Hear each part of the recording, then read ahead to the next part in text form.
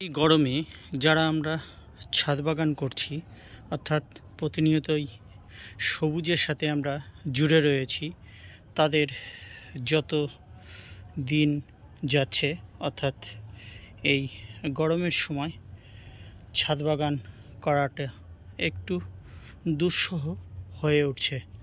অর্থাৎ অনেক চ্যালেঞ্জ বেড়ে যাচ্ছে।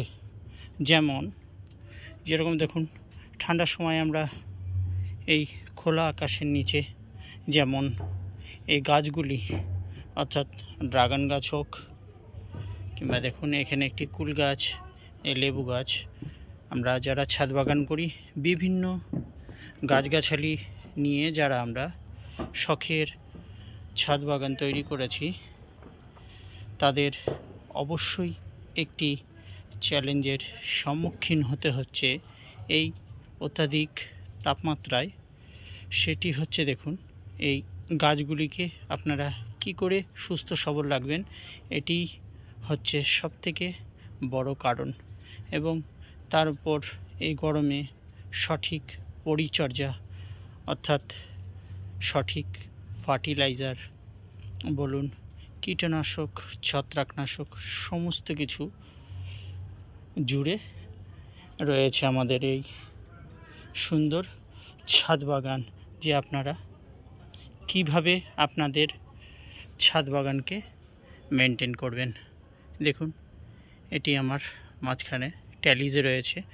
এটি কিন্তু আমার যে 120+ ড্রাগনের ভ্যারাইটি আমি সংগ্রহ করেছি, তারই এখানে আপডেট। এবং ধীরে ধীরে কিছু ভ্যারাইটিতে ফুল আসা শুরু হয়েছে, এবং যখন সব ফুল থেকে ফলে পরিণত হবে, তার এক এক করে আমার কাছে কি কি ভ্যারাইটি রয়েছে এবং সেই ভ্যারাইটিগুলি যাচাই করা হবে এবং তার ভিডিও আপনাদের সামনে তুলে ধরা হবে। নমস্কার বন্ধুরা, আমি অমিত, আর আপনারা দেখছেন বিশ্বাস গার্ডেন। চলুন দেখুন বন্ধুরা, তাহলে ভিডিওটি শুরু করি। এই দেখুন, গাছকে সুস্থ সবল রাখার জন্য আমি এর উপর কেওলিন ক্লাই দিয়েছি।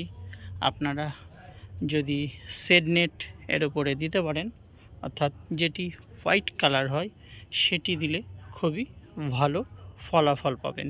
আপনারা গ্রিন নেটও দিতে পারেন, কিন্তু হোয়াইটটা যদি দিতে পারেন তাহলে সবথেকে ভালো হয়।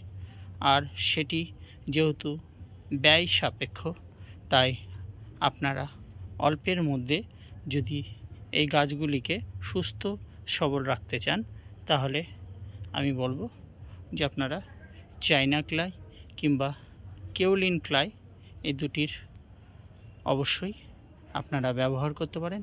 কেননা এই গরমের হাত থেকে আপনাদের বাঁচাতে এর কোনো বিকল্প নেই। দেখুন বন্ধুরা, আমি কিন্তু খুব ভালো করে দিয়ে দিয়েছিলাম।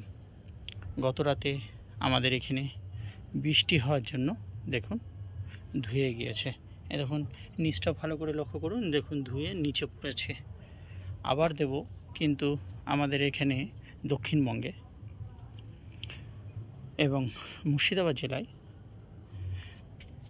প্রচণ্ড গরম পড়ছে, এবং আবহাওয়াবিদদের খবর অনুসারে আগামী বেশ কয়েকদিনে বৃষ্টির সম্ভাবনা রয়েছে। তাই এখন আমি কিছু ফার্টিলাইজার এবং ফাঙ্গিসাইড ইউজ করব, এবং বৃষ্টি যদি আগামী 3-4 দিনের মধ্যে না হয়, তাহলে এর ওপর আমি অবশ্যই আবার কেওলিন ক্লাই ভালো করে স্প্রে করে দেব। চলুন আর কথা বাড়াচ্ছি না, আমি কি কি ইউজ করছি সেটি এখন আপনাদের সামনে তুলে ধরি।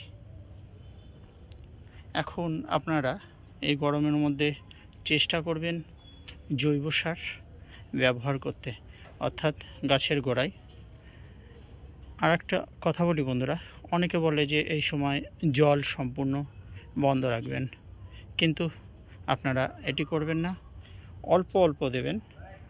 অর্থাৎ অন্য সময় যে আপনারা মাঠে যদি দেন, ভাসিয়ে দেন, কিংবা টবে দিলে অনেক বেশি পরিমাণে দেন, আপনারা সেখানে অল্প পরিমাণে দেবেন। কেননা বেশি পরিমাণে দিলে এবং কেওলিন ক্লাই যদি আপনারা ব্যবহার না করেন, তাহলে কিন্তু যে জলটি দেবেন সেটি গাছ শোক করবে এবং তার প্রতিস্বরূপ হিসেবে গাছের ওপর যখন প্রচণ্ড সূর্য তাপ পড়বে, গাছটি কিন্তু হলুদ হয়ে পচে নষ্ট হয়ে যেতে পারে। চলুন এবার দেখে নিই যে আমি কি ইউজ করছি। আপনারা এটির পরিবর্তে আপনারা জৈব সারও ব্যবহার করতে পারেন, কিন্তু আমি এখানে কিছু রাসায়নিক সার ব্যবহার করব এবং কিছু ছত্রাকনাশক ব্যবহার করব। সেগুলো আমি এখন আপনাদের সামনে, চলুন সেটি তাহলে দেখে নেওয়া যাক। দেখুন বন্ধু, এখানে যেটি দেখতে পাচ্ছেন এটি হচ্ছে ম্যাগনেসিয়াম সালফেট, এপসাম সল্ট। এটি আপনাদের এই গরমে যে প্রচণ্ড তাপমাত্রায় গাছ যে স্ট্রেসের মধ্যে যাবে, এর থেকে বেরোনোর জন্য কিন্তু এটি অবশ্যই আপনারা গাছের গোড়ায় প্রয়োগ করবেন। আমি গাছে যেহেতু উপরে প্রয়োগ করছি, তাই এটি আমি খুবই স্বল্প পরিমাণে নিয়েছি, অর্থাৎ পার লিটার জলে 1 গ্রাম করে নিয়েছি। এটি অন্য সময় হলে আমি 2 গ্রাম করে নিতাম, কিন্তু এখন 1 গ্রাম করে নিয়েছি। এবং যেহেতু বৃষ্টি হয়েছে অসময়ে, দেখুন তাই আমি একটি ফাঙ্গিসাইডও দিয়ে দেবো। দেখুন এটি হচ্ছে স্প্রিন্ট নিয়েছি, পার লিটার জলে 1 গ্রাম করে। এবার যেহেতু গাছে অল্প স্বল্প ফুল আসা কেবল শুরু হয়েছে এবং গাছেরও বেশ দেখুন কিছু ডালে বেশ গ্রোথ রয়েছে, তাই এগুলো যাতে আলো ভালো হয় এবং যে ফুলগুলো আসছে সেগুলো যাতে পরিপুষ্ট হয়, তার জন্য আমি কিন্তু এই বোরন ব্যবহার করেছি। এটি দেখুন মাল্টিপ্লেক্স কোম্পানি, এটি বোরন 20% নিয়েছি এবং এটি আমি অন্য সময় 2 গ্রাম করে ব্যবহার করি, কিন্তু এখন আমি 1 গ্রাম করে ব্যবহার করেছি।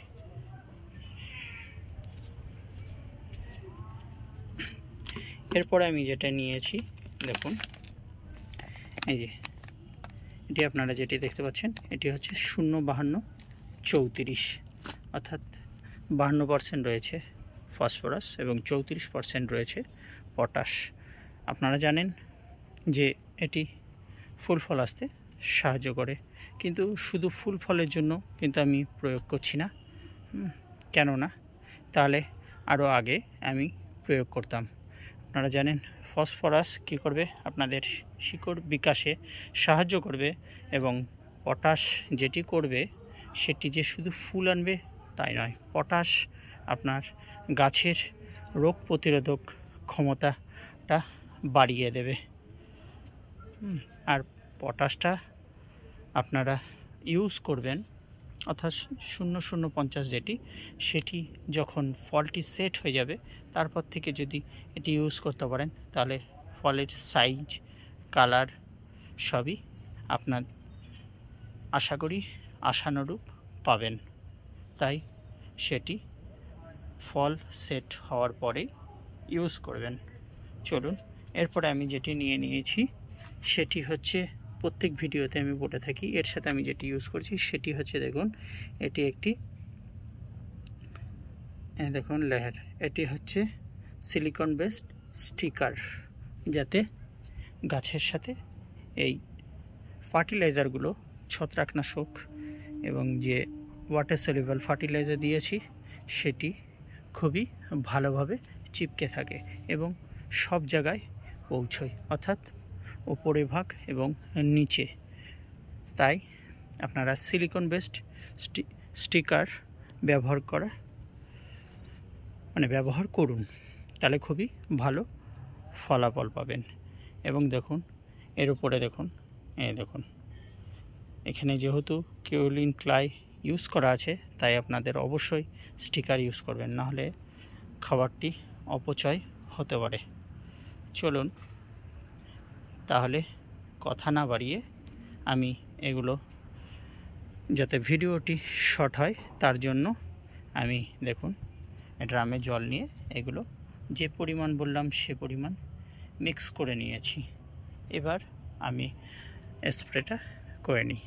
বন্ধুরা তাহলে সঙ্গে থাকুন, আর যারা এতক্ষণ ধরে আমার ভিডিওটি দেখছেন তাদের কাছে একটি অনুরোধ যে তারা আমার চ্যানেলটি সাবস্ক্রাইব করে আমার চ্যানেলের পাশে থাকবেন। আপনারা ভালো থাকবেন, সুস্থ থাকবেন এবং চলুন দেখে নিই ভিডিওর পরবর্তী অংশ। সঙ্গে থাকুন।